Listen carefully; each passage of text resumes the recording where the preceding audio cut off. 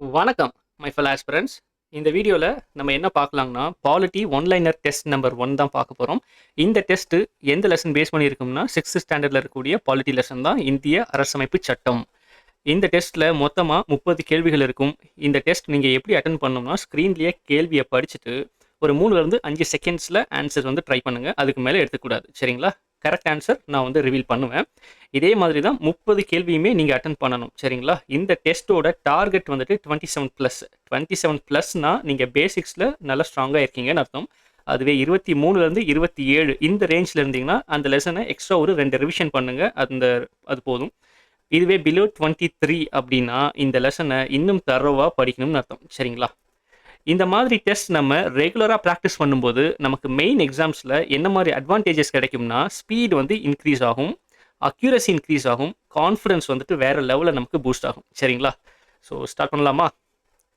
முதல் கேள்வி, அரசியலமைப்பு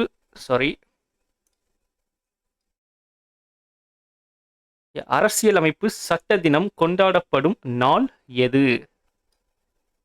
அரசியலமைப்பு சட்ட தினம் கொண்டாடப்படும் நாள்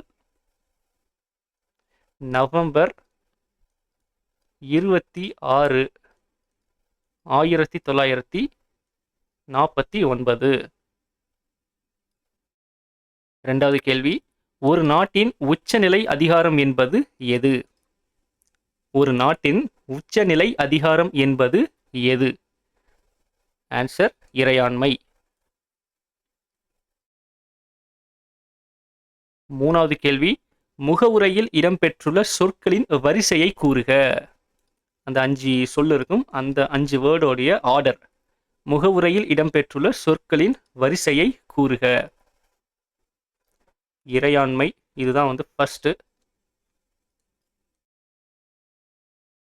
ரெண்டாவது சமத்துவம்.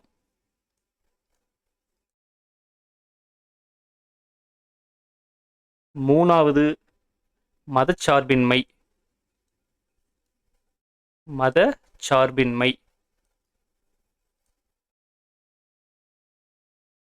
நாலாவது மக்களாட்சி.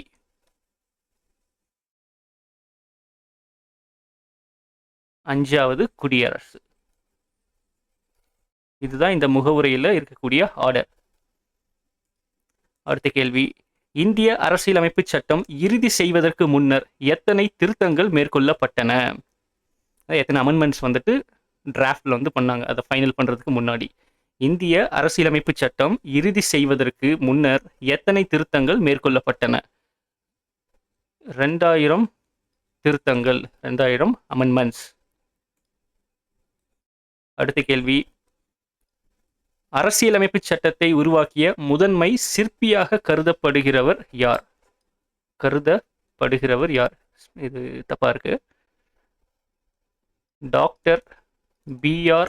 அம்பேத்கர்.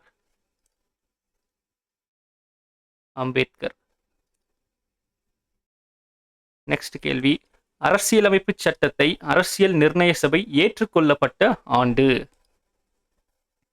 அரசியலமைப்பு சட்டத்தை அரசியல் நிர்ணய சபை ஏற்றுக்கொள்ளப்பட்ட ஆண்டு நவம்பர் 26, 1949. இந்த நாளை தான் நம்ம அரசியலமைப்பு சட்ட தினமா இப்போ வரைக்கும் செலிப்ரேட் பண்ணிட்டு இருக்கோம், சரிங்களா? நெக்ஸ்ட் கொஸ்டின், அரசியலமைப்பு சட்டத்தில் இதுவரை எத்தனை சட்ட திருத்தங்கள் செய்யப்பட்டுள்ளது? அரசியலமைப்பு சட்டத்தில் இதுவரை எத்தனை சட்ட திருத்தங்கள் கொண்டு வரப்பட்டுள்ளது? ஆன்சர் 105. இது புக் டேட்டா. இந்த டேட்டா எந்த இயர் வரைக்கும் சொல்லியிருப்பாங்கன்னா 30 அக்டோபர் 2021. இது வரைக்கும் நமக்கு 105 அமெண்ட்மெண்ட்ஸ் செஞ்சிருக்காங்க, சரிங்களா? நெக்ஸ்ட் கொஸ்டின், இந்திய அரசியலமைப்பு வரைவு குழுவில் இடம்பெற்றுள்ள உறுப்பினர்களை பட்டியலிடுக. Drafting committee. இந்திய அரசியலமைப்பு வரைவு குழுவில் இடம்பெற்றுள்ள உறுப்பினர்களை பட்டியலிடுக. ஃபர்ஸ்ட் இவர் டாக்டர் B.R. அம்பேத்கர், மறக்கவே கூடாது, இவர் தான்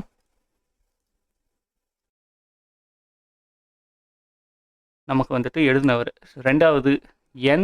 கோபாலசாமி.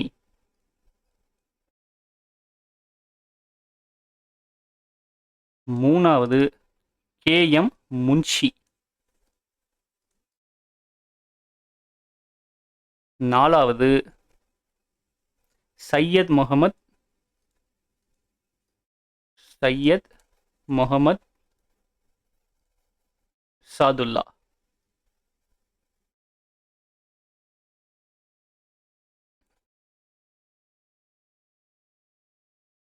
அஞ்சாவது N மாதவ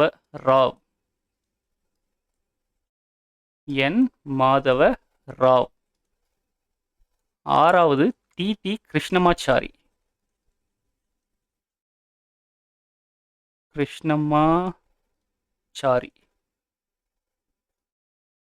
ஏழாவது மெம்பர் யாருன்னா அல்லாடி கிருஷ்ணசாமி.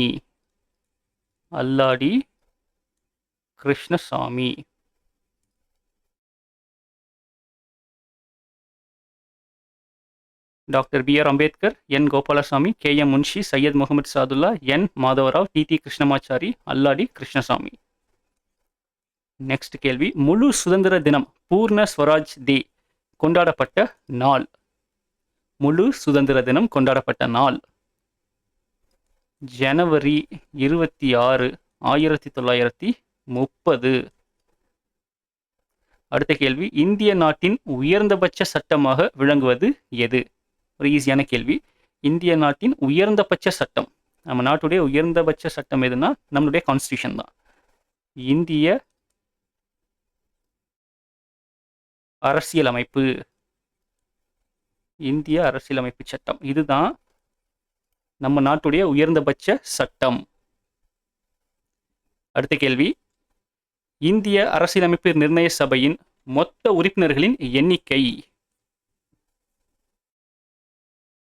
இந்திய அரசியலமைப்பு நிர்ணய சபையின் மொத்த உறுப்பினர்களின் எண்ணிக்கை 389. அரசியலமைப்பு சட்டத்தின் முன்னுரை என்று அழைக்கப்படுவது. TNPSல அடிக்கடி கேட்ட கேள்வி, ப்ரீவியஸ் இயர் கொஸ்டின் டைரக்டா வந்திருக்கு. அரசியலமைப்பு சட்டத்தின் முன்னுரை என்று அழைக்கப்படுவது முகவுரை.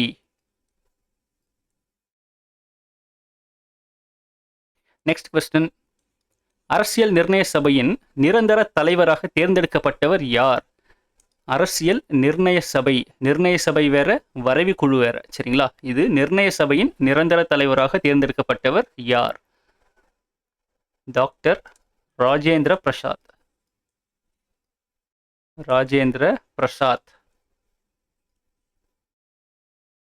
இதுவே தற்காலிக தலைவரும் இருக்காங்க, அவங்க நம்ம 10th பார்க்கலாம். இது 6th பேஸ்டு, அதனால 6th இருக்க ஃபேக்ட்ஸ் மட்டும் பார்ப்போம். அடுத்த கேள்வி, 6 அடிப்படை உரிமைகளை கூறுக. 1 சமத்துவ உரிமை, ஷார்ட்டா எழுதுறேன். 2 சுதந்திர உரிமை, சுதந்திரம். 3 சுரண்டலுக்கு எதிரான உரிமை.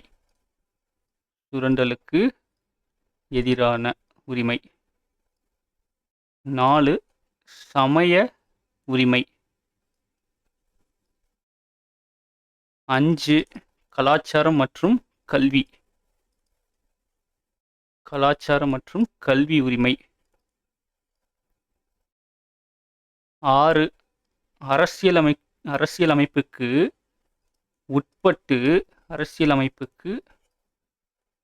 உட்பட்டு தீர்வு காணும் உரிமை. ரொம்ப ரொம்ப முக்கியமான ஒரு உரிமை, தீர்வு காணும் உரிமை. ஆர்டிகல் 32 ரொம்ப ரொம்ப ரொம்ப முக்கியமான ஆர்டிகல். நம்ம எக்ஸாம்ல திரும்ப கேட்டிருக்காங்க இதை பேஸ் பண்ணி. அடுத்த கேள்வி, இந்திய அரசியலமைப்பு வரைவு குழுவில் இடம்பெற்றுள்ள உறுப்பினர்களின் எண்ணிக்கை.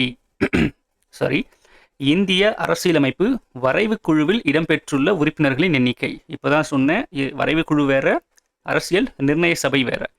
ஸோ இந்த குழுவில் பார்த்தீங்கன்னா மொத்தம் 7 பேர், தலைவரோட சேர்த்து. தலைவர் டாக்டர் BR அம்பேத்கர் அவர்கள், அவர் இல்லாமல் அவர் பேர் மொத்தமாக 7 பேர், சரிங்களா?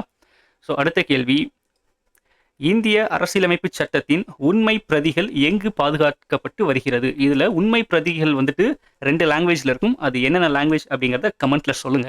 இந்த கேள்விக்கான ஆன்சர் பார்க்கலாம். இந்திய அரசியலமைப்பு சட்டத்தின் உண்மை பிரதிகள் எங்கு பாதுகாக்கப்பட்டு வருகிறது? நாடாளுமன்ற நூலகம்,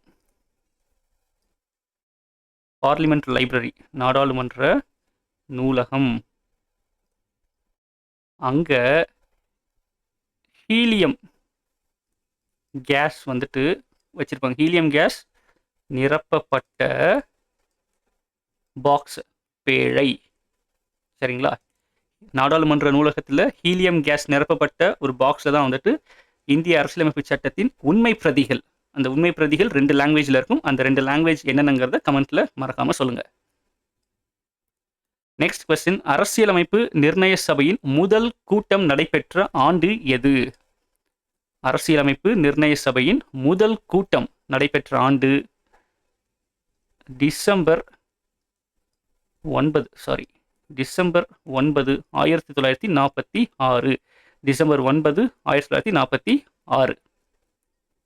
இந்திய அரசியலமைப்பு சட்டத்தின் தந்தை என போற்றப்படுபவர் யார்? கண்ணை மூடிட்டு சொல்லணும், தூக்கத்தில் இருந்து கேட்டாலும் சொல்லணும். Doctor B.R. அம்பேத்கர் அவர்கள். அம்பேத்கர்.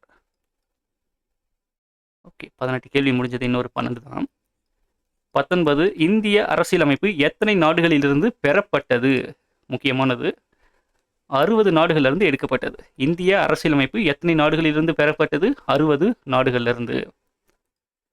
அரசியலமைப்பு சட்டம் எழுதி முடிக்க எத்தனை நாட்கள் ஆனது?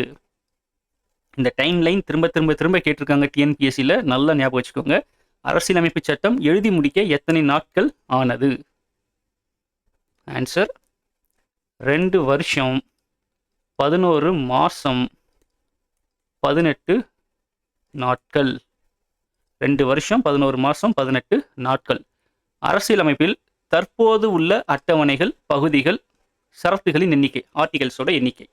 இப்போ இருக்கிறது தற்போது உள்ள அட்டவணைகள், பகுதிகள், சரத்துகளின் எண்ணிக்கை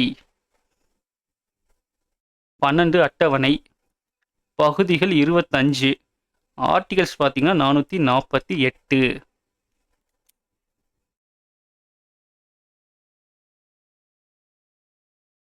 அடுத்த கேள்வி, இந்திய அரசியலமைப்பு வரைவு குழுவில் இடம்பெற்ற சட்ட ஆலோசகர் யார்?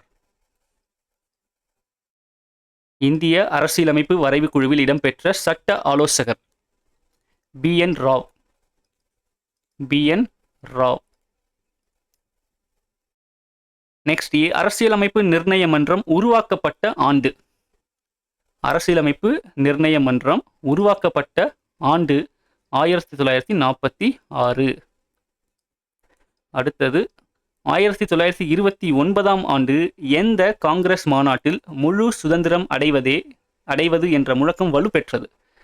மறுபடியும் படிக்கிறேன். 1929ஆம் ஆண்டு எந்த காங்கிரஸ் மாநாட்டில் முழு சுதந்திரம் அடைவது என்ற முழக்கம் வலுப்பெற்றது? எங்கே நடந்திருக்கும்னா லாகூரில் நடந்த மீட்டிங். லாகூர் மீட்டிங்கில் தான் இந்த முழு சுதந்திரம் அடைவதுங்கிற முழக்கம் வந்துட்டு கொடுத்துருப்பாங்க. நெக்ஸ்ட், அரசியலமைப்பு உருவான போது இருந்த அட்டவணைகள், பகுதிகள் மற்றும் ஆர்டிகல்ஸோட எண்ணிக்கை. இது வந்துட்டு அரசியலமைப்பு உருவான போது, அந்த 1949 அந்த டைமில் 1949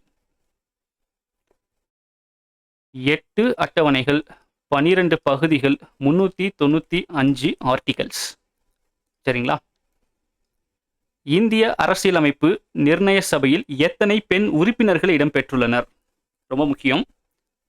இந்திய அரசியலமைப்பு நிர்ணய சபையில் எத்தனை பெண் உறுப்பினர்கள் இடம்பெற்றுள்ளனர்? ஆன்சர் 15. அடுத்தது, இந்திய அரசியலமைப்பு வரைவு குழு தலைவராக நியமிக்கப்பட்டவர். இதுக்கு ஆன்சர் ஆல்ரெடி சொல்லிட்டேன். B.R. அம்பேத்கர் அவர்கள். இவர் தான் வரைவு குழுவோட தலைவர், B.R. அம்பேத்கர். அரசியலமைப்பு நடைமுறைக்கு வந்த நாள் கொஞ்சம் ஈஸியானது தான், ஆனால் டக்குன்னு மறந்துடும். ஏன்னா நம்ம வந்துட்டு வருஷம் செலிப்ரேட் பண்ணுவோம், ஆனால் இந்த பேரில் செலிப்ரேட் பண்ண மாட்டோம். அதாவது குடியரசு தினம், அதுதான் வந்து அரசியலமைப்பு நடைமுறைக்கு வந்த நாள். ஜனவரி 26, 1950. கடைசி 2 கேள்வி.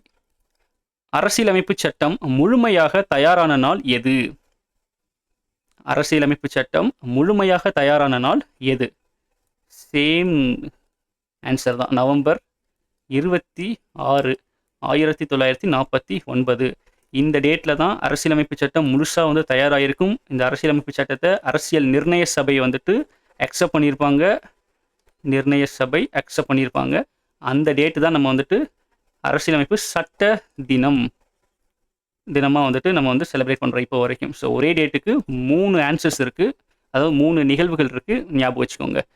கடைசி கேள்வி, அரசியலமைப்பு உருவாக்க செலவு செய்த மொத்த தொகை.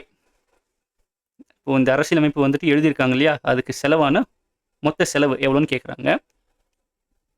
ஆன்சர் 64 லட்சம். இதோட டெஸ்ட் வந்து நமக்கு முடியுது. உங்கள் ஸ்கோர் இப்போ வந்து செக் பண்ணிக்கோங்க. 30 கொஸ்டினுக்கு 30 அவுட் ஆஃப் எவ்வளோ அப்படிங்கிறத கமெண்ட்ஸில் வந்துட்டு சொல்லுங்கள். நான் பார்த்துட்டு உங்களுக்கு ரிப்ளை பண்ணுறேன். இதே மாதிரி டெஸ்ட் வந்துட்டு நம்ம ரெகுலராக ஃபாலோ பண்ணலாம். அதுக்கு நம்ம சேனலை லைக் பண்ணிக்கோங்க, ஷேர் பண்ணுங்கள், உங்கள் ஃப்ரெண்ட்ஸ்க்கு வந்து ஷேர் பண்ணுங்கள். படிச்சுட்டு இருக்க ஃப்ரெண்ட்ஸ்க்கு முக்கியமாக சப்ஸ்கிரைப் பண்ணிக்கோங்க. அப்போ தான் அடுத்தடுத்து வர டெஸ்ட் வந்து உங்களுக்கு வந்துட்டு நோட்டிஃபை ஆகும். சரிங்களா? ஸோ நெக்ஸ்ட் வீடியோவில் இன்னொரு டெஸ்ட்டோட பார்க்கலாம். நன்றி, வணக்கம்.